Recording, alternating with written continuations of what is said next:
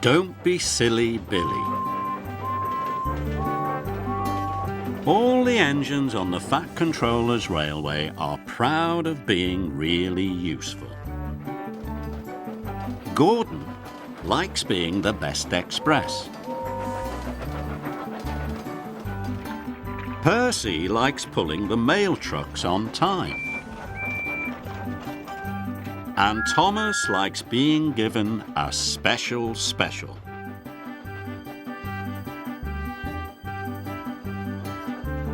One morning, Thomas arrived at Brendam Docks.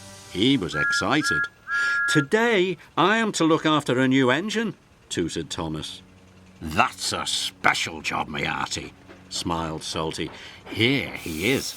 The new engine was shiny orange and puffing with pride. "I'm Billy," whistled the new engine. "Let's go." "Wait, Billy," tooted Thomas. "We can't go yet. We have to wait for the Fat Controller." "Why?" huffed Billy. "Because he tells us what we are to do," whistled Thomas.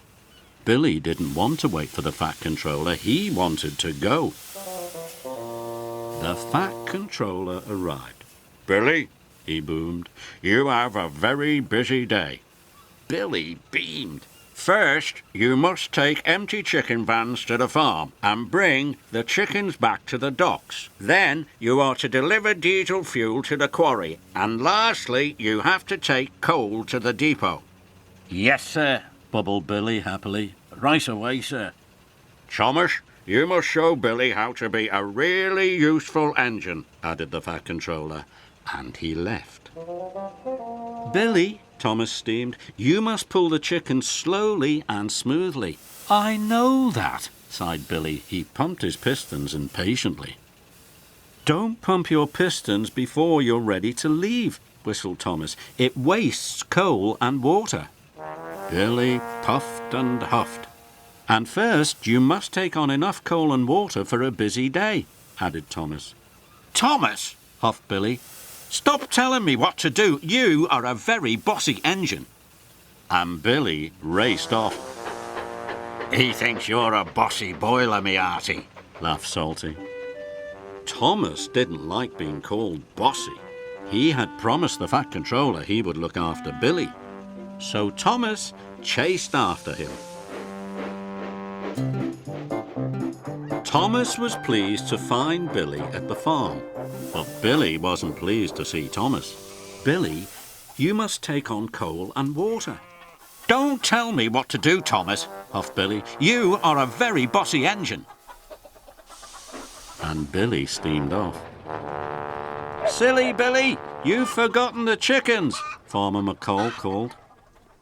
"Bother Billy," wheezed Thomas, and he chuffed quickly off towards the quarry. Thomas was pleased to find Billy at the quarry, but Billy wasn't pleased to see him. "You didn't pick up the chickens," puffed Thomas, "and you still haven't taken on coal and water." "Stop telling me what to do, Thomas," huffed Billy. "You are a very bossy engine." And Billy steamed off. "He's forgotten our oil," wheezed Mavis. Thomas was worried, and he raced off quickly for the depot. Thomas was pleased to find Billy at the depot, but Billy wasn't pleased to see him. Billy had backed up to heavy trucks of diesel oil. "They need diesel oil at the quarry, not the depot," tooted Thomas, "and you still haven't taken on coal and water." "Stop telling me what to do, Thomas," huffed Billy. "You are a very, very bossy engine." Billy steamed off without the diesel oil. Thomas was worried, and he chased after Billy. Thomas was pleased to find Billy at the coaling plant. He was backing his trucks under the hopper, but he didn't see Percy there, and he biffed him right under the hopper. Percy was covered in coal from funnel to footplate. "Watch out, silly Billy," Percy peeped.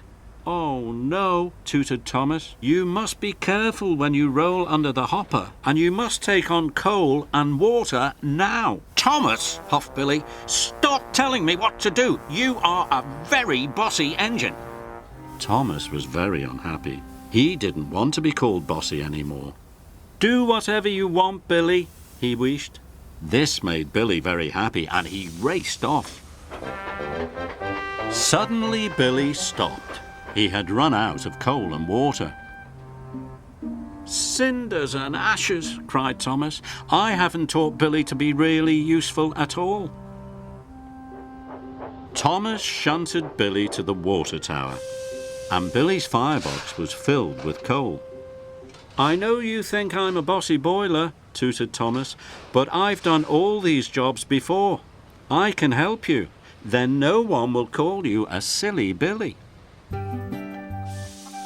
So together, Billy and Thomas collected Farmer McColl's chickens and took them to the docks. Then they delivered the diesel oil to Mavis and Diesel at the quarry.